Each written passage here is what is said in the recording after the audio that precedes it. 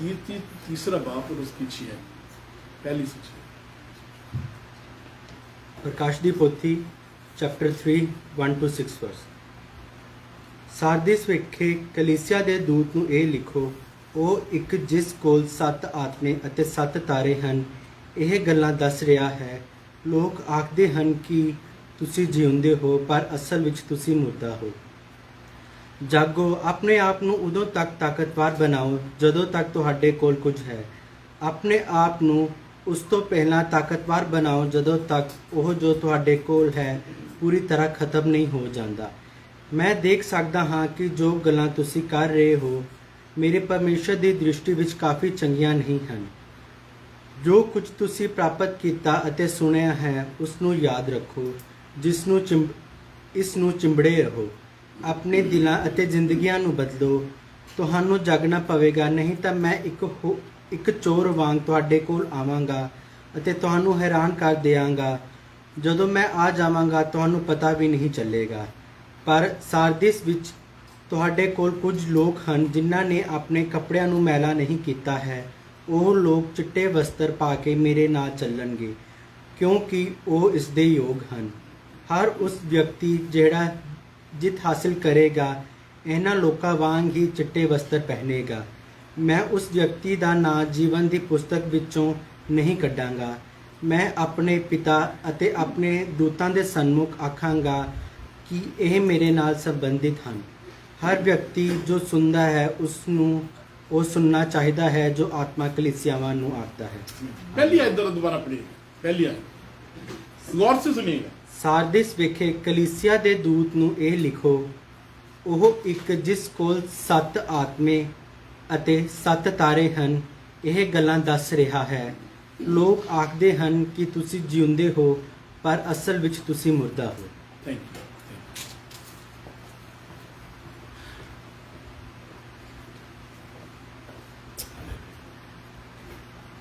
और सब खुदा के लोग बोले आमीन। जरा दोबारा ट्राई करेंगे और सब खुदा के लोग बोले आमीन। मैं जितनी बार भी मुकाशवा पढ़ाया है मैं हमेशा यही समझता था यार असल मुकाशवा ते 4 तो शुरू होता है, लेकिन आई वॉज वेरी रॉन्ग। मैंने ये पहली दफ़ा बड़े दिल से तसल्ली से इसको स्टडी भी कर रहा हूँ। और एक मैंने जलाल और कहर जो पहली मुकाशवा की तफसीर मैंने की है, अब इस पर मज़ीद मैं रिसर्च कर रहा हूँ और इसकी स्टडी कर रहा हूँ।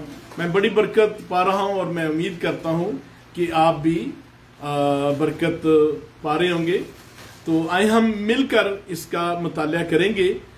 और बल्कि मेरे लिए आप पहली आयत दोबारा पढ़िएगा प्लीज, उर्दू में हिंदी में जिसमें भी आप पढ़ सकते हैं। आप मुकाशवा 3 बाब और उसका 1 बाब 3 बाब और उसकी 1 आयत पढ़िएगा। और सरदस की कलीसिया के फरिश्ता को ये लिख कि जिसके पास खुदा की 7 रूहें हैं। Thank you.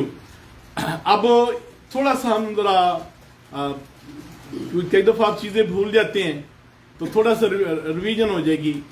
मुकाशवा बल्कि खुद ही बाइबल मुकद्दस खुद ही सिखाती है कि मुकाशवा को हम 3 हिस्सों में तकसीम कर सकते हैं बेस्ड ऑन चैप्टर 1 वर्स 19, जिसमें जिक्र है कि जो बातें थी देखी, जो बातें हैं और जो बातें होंगी, यानी कि पास्ट, प्रेजेंट और फ्यूचर।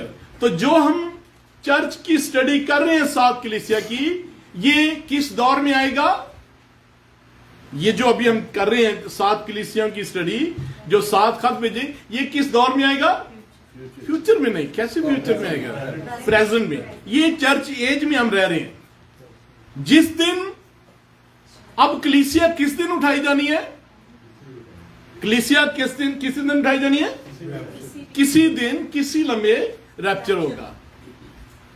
अब जो दुनिया पर ट्रिपुलेशन आनी है उसकी क्या निशानी है?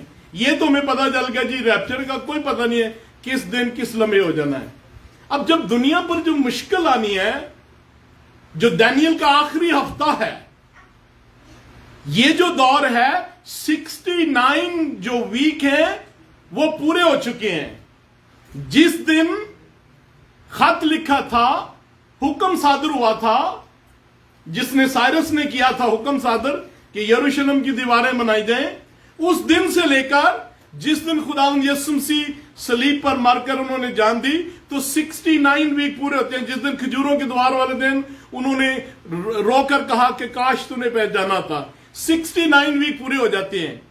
अब ये जो पीरियड है ये पॉज है, जो 69 और 70वें वीक के दरमियान में एक पॉज है। क्यों है पॉज? इसकी सिंपल रीजन है। इस पॉज में हुआ क्या है? मैं आपसे सवाल पूछ रहा हूं, मैं जरा रिपीट करूंगा। बाइबल मुकद्दस में एक वाहिद प्रोफेसी है जिसमें डेट शामिल है, और वो डेट कब शुरू होती है? जब साइरस द ग्रेट ने लेटर लिखा, हुक्म सादर किया। डैनियल 9 बाद में उसका जिक्र है। ये पहली फिर ये बात बार बार एक ही नबूवत है जिसमें डेट इन्वॉल्व है, और वो साइरस द ग्रेट जिस दिन हुक्म सादर होता है, और जिस दिन खुदावंद यीशु मसीह खजूरों के द्वार वाले दिन जो है वो माउंट ऑयले पर खड़े होकर यरूशलेम की देखकर तरफ रोते हैं, तो 69 वीक पूरे हैं। ये गलाजा study, I can give you that study, no problem. 69। अब मेरा सवाल यह है कि 17वां वीक अभी शुरू नहीं हुआ, उसकी एक अभी उस पर भी बात करेंगे कब शुरू होना है। मेरा क्वेश्चन यह है कि 69 वीक और जो 17वां वीक शुरू होना है, इसके दरमियान में पॉज है, और खुदा क्या कर रहा है? ये मेरा सवाल आपसे है। बड़ा सादा सवाल है, वेरी इजी सवाल है। इस्राएली इकट्ठे हो गए हैं अपने मुल्क में। Very good. Anybody else? बड़ा जो जवाब है, जरा थोड़ा सा और जरा सोच कर दें। आपने खूबसूरत फरमाया, नथिंग रॉन्ग विद दैट। क्या हुआ है 69 जिस दिन खुदा में क्या कोई खास चीज हुई है? कलीसिया ने जन्म लिया। वेरी गुड भाई, चर्च पैदा हुआ, इससे पहले चर्च नहीं था। 69 वीक के बाद खुदावंद यीशु मसीह मरकर जी उठे। उन्होंने कहा वेट करना, इधर पेंटिकोस्ट वाले दिन चर्च ने जन्म लिया। सो खुदा चर्च के वसीले 69 वीक के एंड से खुदा, और जब चर्च शुरू हुआ है तो इसके, और जब चर्च खत्म होना है, चर्च का एंड कब होना है? जिस दिन कलीसिया उठाई जानी है, जिस दिन कलीसिया उठाई जानी है और पेंटिकॉस्टल, इसके दरमियान में ये जो पॉज है, वो पॉज में खुदा यहूदियों को, गैर कौमों को एक जो है निजात के वसीला से इकट्ठा कर रहा है, ताकि इनको आसमान पर उठाकर ले जाए और फिर दुनिया की अदालत होगी। ठीक है जी। तो ये जो पीरियड है, इसे ग्रेस पीरियड भी कहते हैं, चर्च एज भी हम कह सकते हैं। और इस पीरियड में खुदा इकट्ठा कर रहा है जो उसके बेटे पर ईमान लाएंगे, निजात के वसीले से इकट्ठा कर रहा है, और फिर कलीसिया उठाई जानी है। अब सवाल मैंने किया था कि कलीसिया तो हमें पता है जी, रैप्चर किसी दिन किसी लम्हे भी हो सकता है। मेरा सवाल यह है कि जो दुनिया पर ट्रिबुलेशन आनी है, उसकी क्या निशानी है? पहली निशानी तो ये है, people have a different view, that's fine. सबसे पहले कलीसिया उठाई जानी है। दुनिया पर ट्रिबुलेशन नहीं आएगी जब तक, वैसे तो बड़े मुश्किलात दौर गुजर रहे हैं, लेकिन एक खास पीरियड है जिस पर खुदावंद यीशु से भी नहीं कहा कि अगर वो दिन शॉर्ट ना किए जाते तो शायद कोई इंसान बचता ही ना। तो ये जो पीरियड शुरू होना है, इसके लिए एक खास चीज ने टेक प्लेस। वो क्या होगी? ठीक है, एक खास बात है, और वो बात यह है कि मुखालफे मसीह अहद बांधेगा। ये निशानी है, मुखालफे मसीह अहद बांधेगा इस्राएल के साथ, बहुतों के साथ वो एक अहद बांधेगा।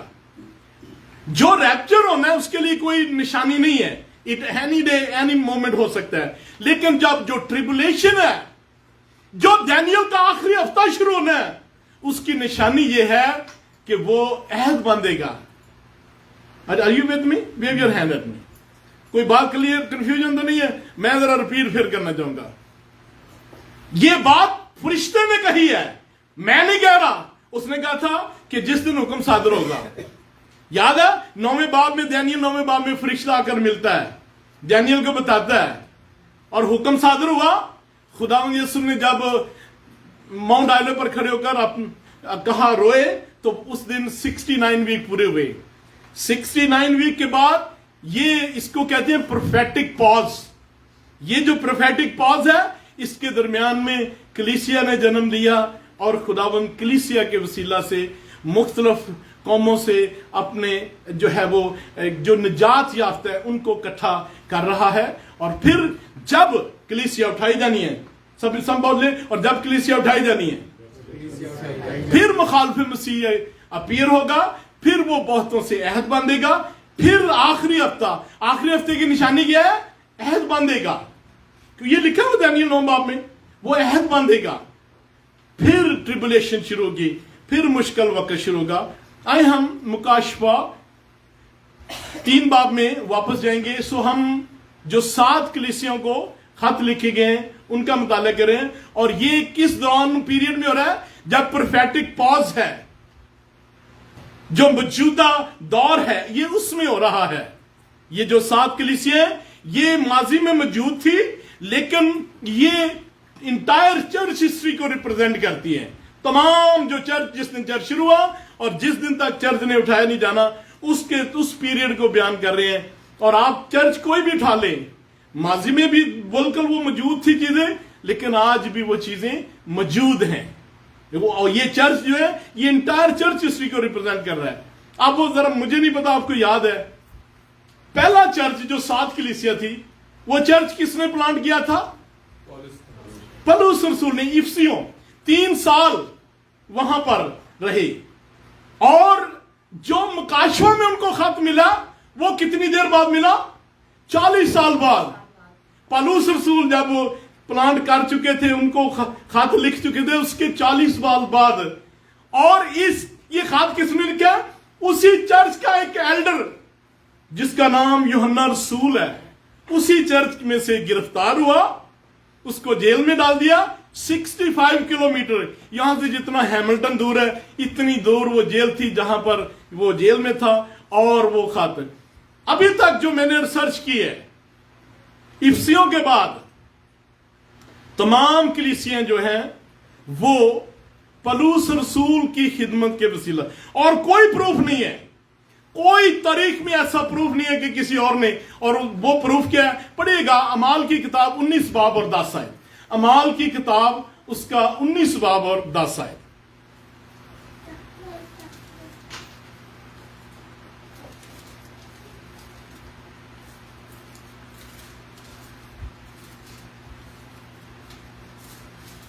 दो बरस तक यही होता रहा, यहाँ तक कि आसिया के रहने वालों, क्या यहूदी क्या यूनानी, सब ने खुदावंद का कलाम सुना। आसिया, जिसे हम क्या कहेंगे? एशिया माइनर, मौजूदा तुर्की। ये जो 7 कलीसियां थी, ये एशिया माइनर में थी। और लिखा है, मर्दे खुदा ने कलाम सुनाया, तो उस तमाम एशिया में हर शख्स ने उस कलाम को सुना। तो जो हम अगर क्रेडिट देते हैं किसी को कि ये जो सारदस की कलीसिया है, ये भी पौलुस रसूल की खिदमत, कोई और एविडेंस नहीं है, किसी और को क्रेडिट नहीं जा सकता, क्योंकि कलाम कह रहा है कि उसने कलाम सुनाया। क्या बात है यार, क्या पावरफुल होगा। कोई उसके पास टेक्निक नहीं, इतना कलाम में कुदरत है कि तमाम लोगों ने। और सारदस की कलीसिया ने जो है जन्म लिया।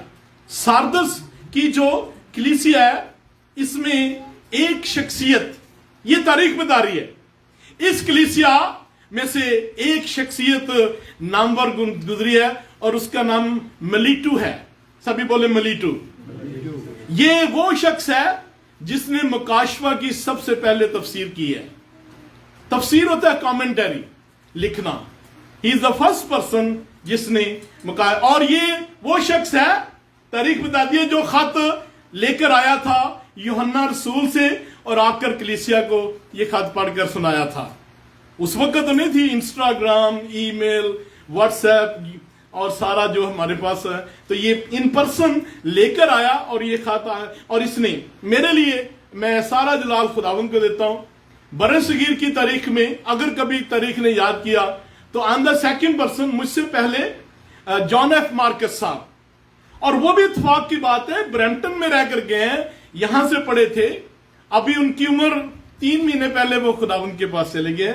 जॉन एफ मार्कस साहब ने लिखी तफसीर, और उसके बाद ये शरफ मुझे मिला बरसगीर में। बाकी तो खैर खुदावंद का शुक्र हो, अलग स्टोरी है। तो ये शख्सियत इस चर्च में मौजूद थी, मलीटू, जिनकी अगर आप पढ़ना चाहें तो इनकी मिल जाती है, आज भी तफसीर मौजूद है जो इन्होंने तफसीर लिखी थी। और सब खुदा के लोग बोले आमीन। हम सारदस जो है ये चंद बातें करेंगे इस शहर के मुतल्लिक, और फिर हम आगे खुदावंद के कलाम में बढ़ेंगे। सारदस जो है ये एक बहुत वेल्थी शहर था। एक बादशाह गुजरी है, जैसे रोमन एम्पायर, डिफरेंट बादशाहें गुजरी हैं। एक लिडियन एम्पायर था, ये उसका कैपिटल था, बहुत दौलतमंद शहर। और इस शहर को Cyrus the great, Cyrus the great, कितने लोग साइरस द ग्रेट के बारे में जानते हैं? आपको जानना चाहिए हर एक को। साइरस द ग्रेट वो शख्स है जिसके पैदा होने से पहले यशायाह ने कहा था कि ये मेरे लोगों को, खुदा यानी कि जो यहूदियों को 70 साल, 70 वीक नहीं, 70 साल और 70 वीक में डिफरेंट है। एक 70 साल की गुलामी हुई है सीरी, उनसे आजाद करेगा। इसके पैदा होने से पहले इसका नाम यशायाह 44 में लिखा है। ये वो शख्स है जो मौजूदा ईरान है, वहां का एम्परर था। ये वो शख्स है जिसने जो इंसानी हकूक का जो सबसे पहले कानून बनाया, इसने बनाया था। ये वो शख्स है जिसने हुक्म सादर किया था तो जो 70 वीक की नबूवत शुरू होती है। ये वाहिद शख्स है जिसको यहूदी अपना मसीहा भी कहते हैं, बल्कि बाइबल मुकद्दस में भी लिखा है, क्योंकि इसने उनको हेल्प की। और ये ईमानदार नहीं था, लेकिन खुदा से डरता था। खुदा ने उसके पैदा होने से पहले कहा था कि ये काम मेरे लोगों के लिए करेगा। सो साइरस द ग्रेट भी इस शहर के साथ लड़ने के लिए आया, और इस शहर से जो एक जर्कसीस, जो क्वीन एस्तर का हस्बैंड गुजरा है, वो भी इस शहर से था। और इस शहर को फतह करने के लिए 2 जंगें हुई हैं, और दोनों में इसकी हालत जो थी डिटीरिएट हुई है, रूहानी तौर पर भी डिटीरिएट, और जो है ये वैसे भी पॉलिटिकली भी, और ये जो शहर जो है डिटीरिएट हुआ है। अब हम इसके बारे में कुछ, हमने चर्च के बारे में सीखा कि चर्च का अगर हम क्रेडिट देते हैं तो वो जाएगा पौलुस रसूल को। यहां एक और शख्सियत गुजरी, मलीटू, जिसने इस मकाशवा की तफसीर लिखी, और इस शहर के बारे में कि ये बहुत दौलतमंद शहर और अब डिक्लाइन हो रहा था। आए हम खुदावंद के पाक कलाम से, आप लोग बोर तो नहीं हो रहे? जरा अपना हाथ लाइएगा। किन्ने कह सकते पास जिससे गल्लां तुसीं कोई एक अद्धी ठीक भी कर देंगे। हालेलुया जी, पढ़िएगा पहली आयत। और सरदस की कलीसिया के फरिश्ता को ये लिख कि जिसके फरिश्ता कौन था? जो भी इस चर्च का इंचार्ज था। इस सूरत में जो हमें नजर आता है कि मलीटू था जो ये खत लेकर आया था। क्या बात होगी, क्या मंजर होगा? पौलुस, यूहन्ना रसूल, और यूहन्ना रसूल चर्च का एल्डर था। जो आखिरी इंजील लिखी गई है, जेल जाने से पहले इफिसियों की कलीसिया ने कहा कि यूहन्ना रसूल साहब, 3 इंजीलें हमारे पास है, एक आपके कलम से भी। और उनके रिक्वेस्ट पर उन्होंने लिखा, और दुनिया में सबसे ज्यादा ज़बूर के बाद अगर कोई पढ़ी जाती है तो वो यूहन्ना रसूल की इंजील है। और उन्होंने फिर उनकी कहने पर ये लिखी। बड़ा हम्बल शख्सियत वो थी। और वो जिस चर्च से ये सो फार 5 चर्चेस की हम 5वीं की स्टडी कर रहे हैं, 5 ने जो जन्म लिया है इस कलीसिया से जन्म लिया है, और वो उस चर्च के एल्डर थे। और ये खत इन पर्सन उन्होंने भेजा। तो पहली आयत को जरा दोबारा पढ़िएगा। और सरदस की कलीसिया के फरिश्ता को ये लिख, फरिश्ता जो भी इंचार्ज है, ठीक है आगे, कि जिसके पास खुदा की 7 रूहें हैं, जिसके पास, पिछले संडे में मैंने सवाल पूछा था ये कौन है, पर दोबारा पढ़िएगा। कि जिसके पास खुदा की 7 रूहें हैं। ये कौन है? रूह एक ही है, नहीं, वो कह रहे हैं जिसके पास। ये कौन है? प्रभु यीशु मसीह। आमीन। आपने इस जवाब पिछले संडे भी दिया था। ये खुदावंद यीशु मसीह जिसके पास। ये अलूयन जो है 7 रूहें, ये अगर हम अगर यसाया 11 बाब 2 पढ़े तो ये होली स्पिरिट की बात हो रही है। तो जो 7 पहलू हैं, जो 7 एस्पेक्ट, जो उसके किरदार हैं, उनको मिलाकर जो कंप्लीट रूल कुदस का जो भरपूर जिस पर खुदा का रूह जुम्बश करता है, वो खुदा यीशु मसीह है। और उसके वो कह रहा है कि I am the possessor of Holi spirit. अपने बारे में से आपने सोचा ये वाहिद चर्च है जिसके बारे में कोई अच्छी बात नहीं लिखी। आप पिछले चर्चेज देख लें, कुछ ना कुछ अच्छी बातें भी खुदा ने एक्नॉलेज की, इसके बारे में एक बात भी नहीं, नथिंग। डायरेक्ट खुदा ने कंडेम किया है। पीछे जिनको सजा दिया उनके बारे में लिखा है, जिसके मुंह में 2 धारी तलवार, जिसके पांव पीतल की माने, यानी कि स्ट्रेट फॉरवर्ड कि आई एम कमिंग टू जज यू। इस चर्च को ये नहीं कहा। वजह मेरे ख्याल में वजह यह है, खुदा उन्हें बता रहा है आप अलाइव तो हो, लेकिन रूहानी जिंदगी पाने के लिए अगर चर्च का जो रहनुमा है, जिसको जो अगर वो रूल कुदस से ममूर नहीं है, तो खुदावंद बता रहा है कि दिस इज द सोर्स। इस चर्च में जो दोबारा स्पिरिचुअल लाइफ है वो हो सकती है। और कोई भी चर्च है उसकी रूहानी जिंदगी इज वेरी इंपॉर्टेंट कि उस चर्च में खुदा का होली स्पिरिट मूव करे, और उसका बानी भी जो है, जो इंचार्ज है, उस पर भी खुदा का रूह हो। चर्चेज तो बहुत सारे हैं, खुदावंद का शुक्र उनके लिए भी। पढ़िएगा दोबारा इस आयत को कि जिसके पास खुदा की 7 रूहें हैं और 7 सितारे हैं। 7 सितारे हैं, यानी कि खुदावंद यीशु मसीह कलीसिया के जो अंदर पास्टर हैं और जो खुदा का रूह है, ये तमाम चीजें जो है खुदावंद के जो है इख्तियार में है, और वो अपने आप को इंट्रोड्यूस करवा रहे हैं। इन अदर वर्ड, सादा लफ्जों में मैं ये कहूंगा कि कलीसिया को बता रहे हैं आपके पास क्राउड, सारे प्रोग्राम, सारा कुछ है, लेकिन आपके पास ना तो होली स्पिरिट की मूव है और ना ही जो आप फॉरफीट कर चुके हैं, भूल चुके हैं to submit to the move of the holy spirit. पढ़िएगा आगे प्लीज। वो ये फरमाता है कि मैं तेरे कामों को जानता हूं कि तू जिंदा कहलाता है। अब ये देखिए कैसी बात है, मैं फिर ये बात बोल, ये पहला चर्च है जिसके बारे में कोई अच्छी बात नहीं की खुदावंद ने। Direct condemnation. खुदावंद उनको बता रहा है कि आपके काम जो हैं वो मेरे सामने खुली किताब की मानद है। They are open book to me. आगे बढ़ेगा कि मैं तेरे कामों को जानता हूं कि तू जिंदा कहलाता है और है मुर्दा। ये क्या बात हुई? तू है तो जिंदा हुआ। ये है इस चर्च में।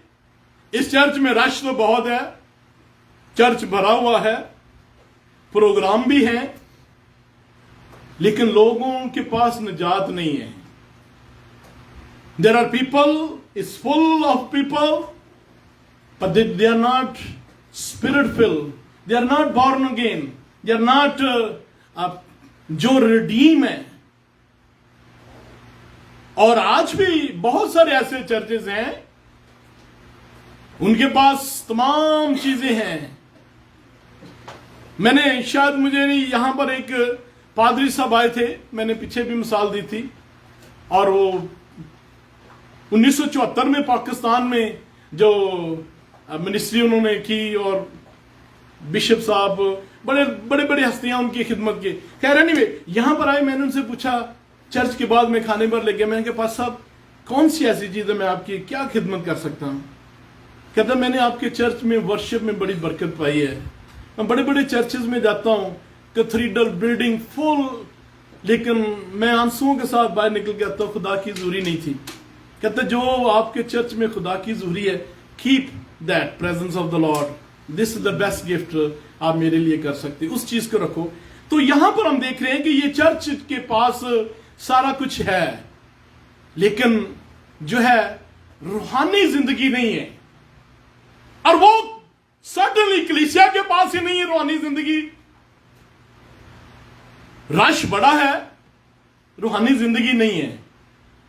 स्पिरिचुअल जो खुदा, कैन यू इमेजिन किसी को यीशु मसीह कह रहा हो तो योर चर्च इज डेड, यार इसके क्या रह गया, बाकी क्या रह गया? किसी चर्च को यीशु मसीह कह रहा है कि ये चर्च डेड है, डजंट मैटर कितने लोग हैं, डजंट मैटर, लेकिन जिंदगी नहीं है, रूहानी जिंदगी नहीं है। खुदा ने कोई उनको एक लफ्ज भी उनके बारे में अच्छा नहीं कहा। पढ़िएगा आगे। जागता रह और उन चीजों को जो बाकी हैं और जो मिटने को थी मजबूत कर। Thank you.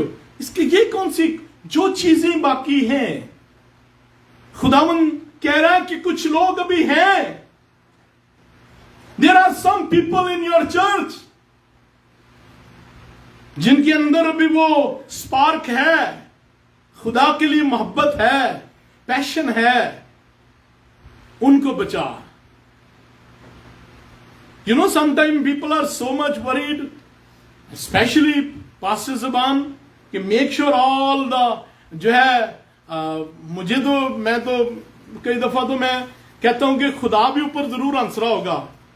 आजकल चर्च बिल्ड करने का जो पैटर्न है कि जनाब आप आए और आपको नथिंग रॉन्ग अगर आप किसी की हेल्प करना चाह रहे हैं, लेकिन आप आए जनाब, खाना भी मिलेगा, उसके बाद आपको ट्रांसपोर्टेशन भी मिलेगी। और मुझे बड़े दुख के साथ कहना पड़ रहा है, पास्टर पीटर यंगरीन ने 10 सितंबर को पास्टरों की मीटिंग है, उनके दिल पर बोझ है, वो नवंबर में जा रहे हैं। मुझे उन्होंने कहा यार हेल्प करो पास्टरों को। मैंने कॉल की, कहते जी ट्रांसपोर्टेशन मिलेगी। मैं कहा जी वो उन्होंने कहा कि नहीं देनी। कहते जी नहीं फिर तो नहीं जाना बनता। अब मुझे बताएं अगर पलूस रसूल किसी अगर हमारे ब्रैम्पटन में आ रहा है और उसे कहें जी पलूस रसूल साहब पहले जरा गुजरा एक टैक्सी शैक्सी भेजो ना साढ़े लिए पास्टरों के देर च। और मुझे कई पास्टरों ने डायरेक्ट ये कहते देखिए को पास्टर को बिशप साहब साथ आते हैं, को खर्चा भी देना पड़ता है। मेरा दिल, मैंने बड़ा रोया, मैंने कहा यार ये क्या हो गया है? पलूस रसूल वो तो बेचारा आप टेंट बना रहा है, तो उन्होंने कहा साजी सानू भी जरा कुछ पहले को माल भेजो। ये जस्ट मेरे लिए, मेरे नजदीक जो पीटर यंगरीन साहब हैं आज के दौर में, ही इज एपोस्टोलिक मिनिस्ट्री उनके पास है, मैं बहुत रिस्पेक्ट करता हूं। तो इतनी बड़ी शख्सियत पाकिस्तान के लिए बोझ, वो कह रहे हैं पादरी साहबान कह रहे जी, और यकीन करें कुछ नहीं ओपनली कहते नहीं इन्ने हालात खराब ने कितों जाया जाता है। मैं कहा जी मैं उम्मीद करना तुसी अपने तो काम लिए कितने जाते हो, भी पहले किराया लेंदे होने। खैर एनीवे, तो पाकिस्तान में तो बड़ा मुझे यकीन करें बड़ा मेरा बोझ है। मुझे जिस दिन भी खुदा मौका दे दे और पाकिस्तान, इंडिया, अफ्रीका, मैं बाकी जिंदगी उधर जाकर गुजारूंगा। लेकिन मुझे समझ नहीं आती कि मेरे जब बंदा अगर पाकिस्तान गया तो उनकी दाल की गलेगी। मुझे पिछले दिनों में जब मैं पाकिस्तान गया तो एक साहब से पूछा मैंने कि जी आप कैसा जा रहे? कहते जी नहीं मैंने उधर नहीं। मैंने कहा आप कहाँ जाते हो? कहते जी किसी और चर्च। मैं क्या वजह? कहते जी वहां से अच्छा पैकेज मिल गया। क्या पैकेज मिल गया? मैं कहा तो फोन डाउनलोड करा, कहता नहीं अच्छा पैकेज मिल गया। यानी कि वो बंदा ड्रम जाता है, कहता जी वो मुझे अच्छा पैकेज दे रहे हैं। मैंने कहा थोड़ा बताओ। तो जो सर्विस का एस्टिमेट उसने बताया, एक सर्विस में ये साहब अमेरिका से गए हैं, उनके चर्च में 42,000 एक जो वो बंदा बता रहा था 42,000 एक सर्विस का खर्चा है। मैनू तो कभी किसी ने 42 रुपए नहीं देते, तो मुझे बताएं 42,000 मैं कहां से दूंगा? तो इट्स वेरी सैड।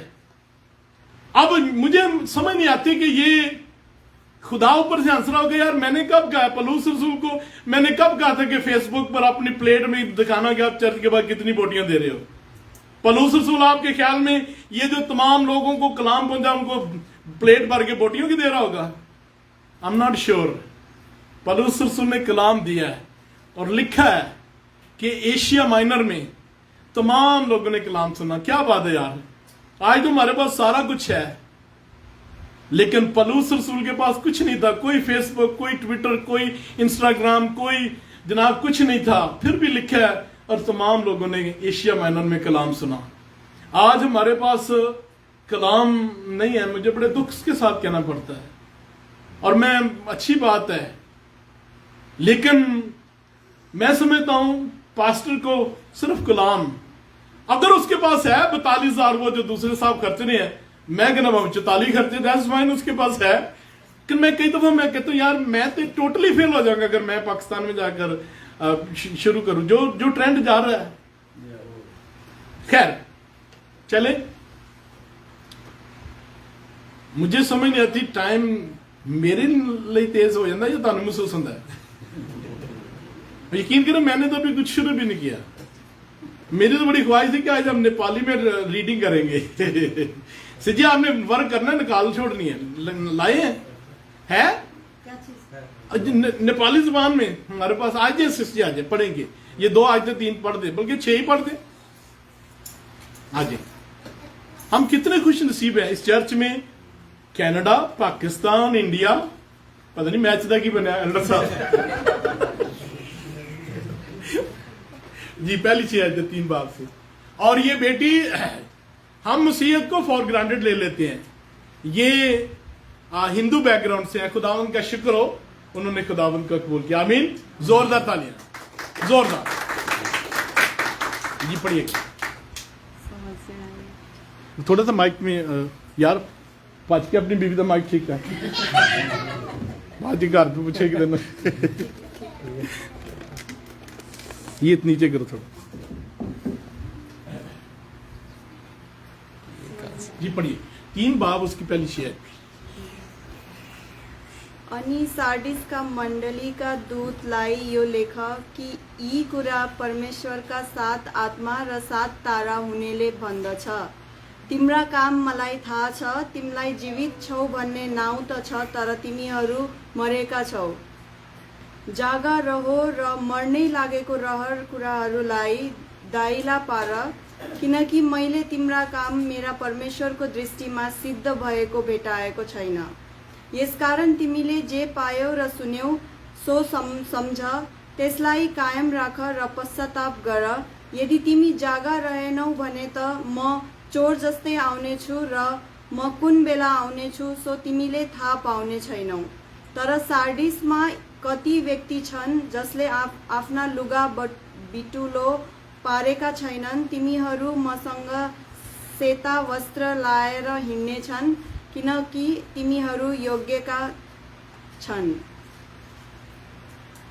जसले जित्छ त्यसलाई यसरी सेता वस्त्र पहिराइन्छ र म त्यसको नाउँ जीवनको पुस्तकबाट मेटाइदिने छैन। म त्यसको नाउँ मेरा पिताको सामुन्ने र उहाँका दूतहरूका सामुन्ने स्वीकार गर्नेछु। जसको कान छ त्यसले सुनोस्, पवित्र आत्माले मण्डलीहरूलाई के भन्नुहुन्छ। आमीन, आमीन। जोरदार तालियां, जोरदार।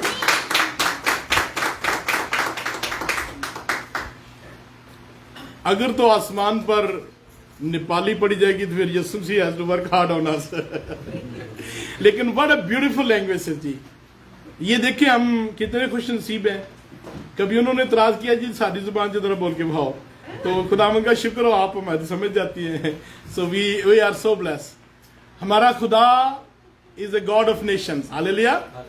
उसने सबके लिए लहू बहाया, नेपाल के लिए भी लहू बहाया। और मुझे नहीं पता आपको, नेपाल के पहलवान मैं समझता हूं दुनिया में नंबर 1 है। ये सिस्टर जी से भी थोड़ा सा छोटा होगा, थापा उसका नाम है, और वो इतना जबरदस्त है। मैंने नहीं कभी उससे यार रिस्पेक्टफुली, मैंने इनको इंडिया वाले मेरे खिलाफ को, वो इंडिया का पहलवान था, 7 फुट उसका कद, उसने उसको हरा दिया। उसका मेरा हार्डली 4 फीट कद होगा ये थापा का, बेस्ट पहलवान। ये खुदा की बरकत है। नेपाल और नेपाल पाकिस्तान के पास, और नेपाल 2 दुनिया में वाहिद मुल्क हैं जिनके पास the tallest mountain in the world है।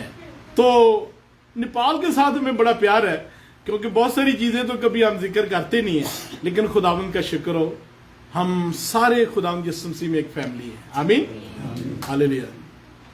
आए हम सभी कितने कह सकते हैं, ऐसी भी गल नहीं पा सकती इधर उधर की गल्लां से कुछ गल्लां सीखियां ने। आमीन, किन्ने कह सकते हो पैसे पूरे हो गए ने। हालेलुया। आए जी सभी अपने सर को खुदा के जोर में। Hallelujah, hallelujah. अगर हो सके तो आप जहां भी बैठे हैं अपने हाथ बुलंद कीजिएगा। खुदावन तेरा शुक्र हो, हम कितने खुश नसीब हैं कि जो कल अभी होना है वो तेरे कलाम में लिखा हुआ है। ना CNN के पास, ना BBC के पास खबर है, बल्कि बाइबल मुकद्दस के पास वो तमाम चीजें लिखी हुई हैं जो इटर्निटी में होनी है, जो इस दुनिया पर होने वाला है। तेरा शुक्र हो कि खुदावन तेरा कलाम तारीख में भी हम जाएं तो सच्चा साबित हुआ है। इसमें जो तमाम बातें लिखी हैं वो सच साबित हुई हैं। बड़ी बरकत देना खुदावन, जब तक हम दोबारा ना मिलें बख्श दे, अपने परों में छिपाए रखना। जो बहन भाई हमें ऑनलाइन वॉच कर रहे हैं उन पर भी तेरी बरकत चाहता हूं खुदावन। आसमान के दरीचे खोल के बड़ी बरकत दी खुदावन। जितने यहां बैठे हैं सबके दिल की मुरादों को पूरा कर खुदावन। बंद दरवाजे यीशु नाम में खुल जाएं खुदावन। जो अगर कोई शिफा ढूंढ रहा है तो खुदावन तू ही हमारा शाफी है और तेरे मार खाने से हमने शिफा पाई है खुदावन। जो माली परेशान है खुदावन तेरा शुक्र हो, तू यहोवा यरी है जो सब कुछ मुहैया करता है खुदावन। अपने चेहरे को हम सब पर जलवागर फरमा खुदावन। अगर हम किसी चीज के मोहताज हैं तो तेरी बरकत के मोहताज हैं, क्योंकि तेरी बरकत ही इंसान को दौलतमंद बनाती है और जब तू देता है तो उसमें दुख शामिल नहीं करता। यीशु मसीह के पाक और पवित्र नाम में सब खुदा के लोग बोले आमीन।